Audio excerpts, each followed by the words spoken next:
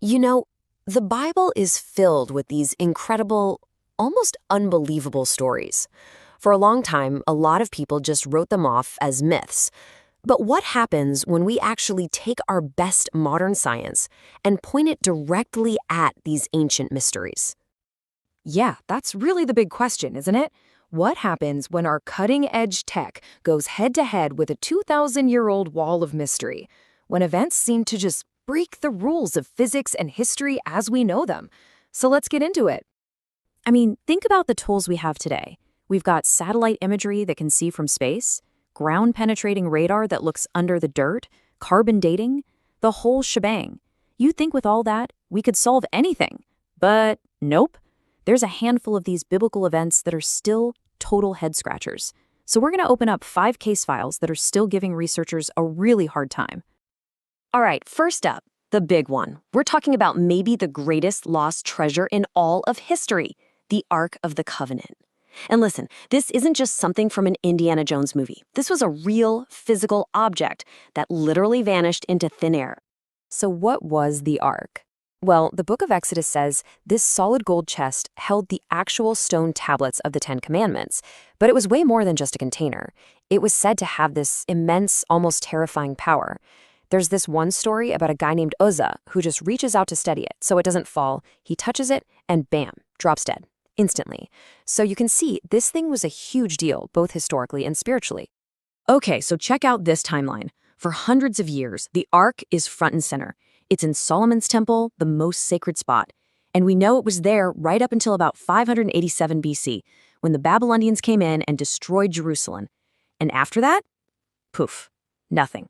Absolute radio silence. We're talking over 2.5 millennia where it has been completely, totally missing. And you know we've tried to find it, but every search just hits a brick wall. The 2 best theories lead to places that are completely off limits. One says it's buried under the Temple Mount in Jerusalem, but you can't dig there. It's impossible for 100 different reasons.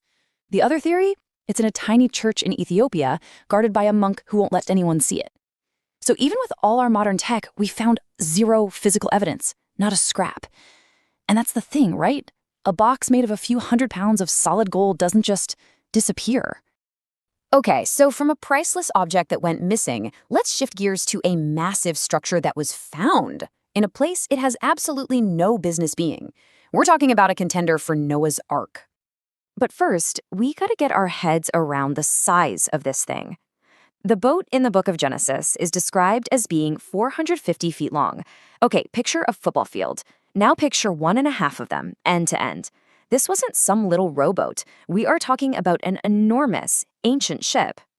And this isn't some new age theory either. People have been talking about this for well over 100 years. You have pilots, mountain climbers, all sorts of explorers reporting the same thing. A huge wooden boat-shaped thing sticking out of the ice and rock way up on Mount Ararat in Turkey. We're talking 15,000 feet up. Then, as recently as 2010, a team of explorers said they actually went inside it, found wooden compartments, and carbon-dated the wood to right around the time of the flood. But this is where science gets stuck in a stalemate. You've got satellite photos that show this boat-shaped thing. Geologists say, nah, it's just a weird rock formation. You've got wood samples that date to the right period, but then other scientists question if the samples are even legit. And the real kicker? The whole area is politically unstable, so getting a big independent team up there is next to impossible. So we're left with this huge question. What is a giant wooden structure doing on top of a mountain where no trees even grow? Science can't say it is the Ark, for sure, but it also has no good explanation for what it is. All right, so we've talked about objects. Now let's talk about an event, a moment in time that just seems to break all the rules of physics, the parting of the Red Sea. And the way the Bible describes it is just wild. It's super specific. It says they didn't just wade through some shallow part. It says they walked on dry ground, and that there was a wall of water on both sides of them. I mean, you can just picture it, right? It's one of the most cinematic moments ever written. Okay, so science has actually looked at this, and there's a real-world phenomenon called a wind set-down. Basically, computer models show that if you have an incredibly strong wind, we're talking hurricane force, blowing in the exact same direction for like 12 hours straight, it could, theoretically, push the water in a shallow lake or lagoon aside and expose the seabed for a little while. But, and this is a big but, The science just doesn't quite line up. The model gives you a muddy, mucky path for maybe 4 hours tops. The Bible talks about dry ground and these massive walls of water, and enough time for a whole nation of people to get across. And here's the real puzzle. For the science to work, you need this insanely rare once-in-a-thousand-years weather event to happen at the precise second that Moses stretched out his hand. The physics might be plausible, but the timing, the scale, it's just so improbable it's basically impossible to explain away as a coincidence. It's the choreography of the whole thing that science can't touch. Okay, our fourth mystery is a straight-up logistical nightmare. How on earth do millions of people survive for 40 years wandering in a desert with no farms and no grocery stores? The Bible gives a one-word answer: manna.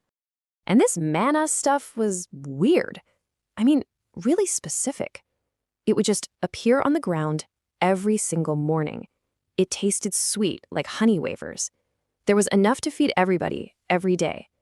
But it only showed up 6 days a week, never on the Sabbath. And get this, it had this crazy rule. If you tried to store it overnight, it would rot and get worms, except on the day before the Sabbath. Then it would stay perfectly fresh. So, of course, scientists have tried to figure this out, and every single natural explanation just falls flat. Some say, oh, it was probably sap from the tamarisk tree. Well, there's nowhere near enough of that to feed a whole nation. Others suggest a type of lichen or even algae, but does lichen show up on a perfect 6-day-a-week schedule? No. Does any kind of honeydew know not to rot just on Friday nights? Absolutely not. There is literally no known substance on Earth that behaves this way. All right, our last case file is maybe the most mind-bending of all. It's not about a lost treasure or a weird weather event. It's about a person. A man who, the Bible claims, just never died. So if you read the book of Genesis, there's this really long section with all the family trees, right? And it's super repetitive. It's always, this guy lived this long, had some kids, and then he died. Over and over. Until you get to one guy, Enoch. And for him, the formula just stops. It says he was no more because God took him. What does that even mean? And that's the whole mystery right there. It's a mystery defined by what's not there. There's no body, no grave site to dig up, no bones to carbon date, nothing. Every other important person in that lineage has their death recorded. But for Enoch, all we have is a record of him vanishing. So think about that from a scientific perspective. How do you investigate something that isn't there? You just can't. Science is amazing at studying things we can measure, things that leave behind evidence. Enoch left behind nothing, which makes his story a puzzle that science literally has no tools to even begin solving. So let's just run through the files real quick. We've got a golden chest that just vanishes, a giant boat on top of a mountain, a sea that parts right on cue, miracle food that shows up for 40 years with its own set of rules, and a guy who apparently never died. That's quite a list. And here's the pattern that emerges from all this. Science is really, really good at explaining how things could happen, right? It can give us a model for wind pushing water, or it can identify a type of tree sap. But where it totally breaks down is explaining the timing, the scale, and the specificity. Why did it happen right then? Why was it so massive? Why did it follow these bizarre specific rules? That's where science just shrugs. And that brings us to the final question, the one that really hangs in the air. Science can't prove any of this happened, but it can't really prove it didn't happen either. It's stuck. So it makes you wonder, if these events really went down exactly as they're described in the Bible, what does that mean? What does that say about history, about science, about reality itself? It's definitely something to chew on.